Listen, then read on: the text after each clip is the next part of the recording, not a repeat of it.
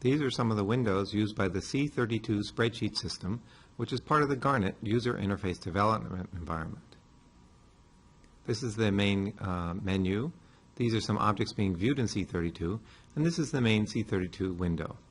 Each object is in its own column, and each row is a slot or instance variable of that object. The objects can be scrolled individually, and the entire spreadsheet can be scrolled to view new columns. The values in the spreadsheet are continuously updated when an object's value changes. Here, the left and top change as this button is moved, and the selected slot becomes T when it is highlighted. If you type a new value into the spreadsheet, then the object will be updated.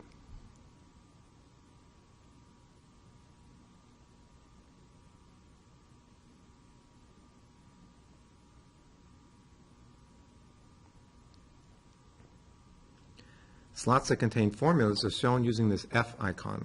The constraint in this slot keeps the X position of one end of the line centered with respect to the box. If you press on the F, or where it would be, then a new window pops up viewing the formula's expression. To edit the formula, you can simply type a new expression.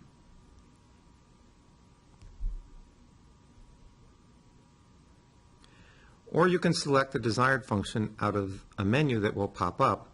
This adds the function to the formula along with the appropriate parentheses, so you don't have to know the Lisp syntax or worry about balancing parentheses. References to other objects can be inserted into formulas in various ways. If you press with the middle button on a spreadsheet cell, that reference will be inserted into the formula. Alternatively, you can point to an object directly in a graphics window using this dialog box. But when you press on an object in a graphics window, this does not specify which slot to use, so C32 guesses the slot based on which slot the formula is in and at which end of the object you are pointing to. Since this is the X1 slot, it guesses the left or the width. When I press OK, it puts the reference into the formula. If the formula had been for the Y slot instead, C32 would guess the top and the height. Often you want to reuse a formula in a different slot. For example, we might want the line centered vertically in the box as well as horizontally. The copy formula command tries to be smart about converting the slot references using this dialog box. The user could turn off the transformations that aren't desired.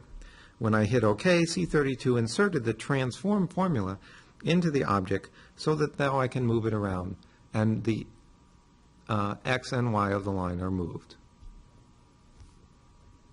Sometimes it might be useful to reuse a formula in many places.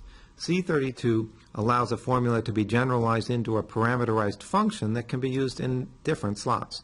You can decide which objects and slots will be parameters and specify the names to be used for the parameters. The name of the function is specified, and then when the user hits OK, the formula is changed to use the new function.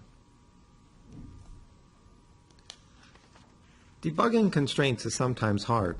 C32 allows you to see the values as they change when objects are moved, including the values that change due to constraints. C32 also provides some graphical tracing, which uses different colors, to show which slots are used by a particular slot, and also indirectly. Another command shows which slots use a particular slot. Slots with inherited values are shown in italic and with an I icon. If you edit the value so that it is no longer inherited, then it changes so that there is no icon there and so that it is not italic. If you delete a slot, then the value becomes inherited again so that it is marked appropriately.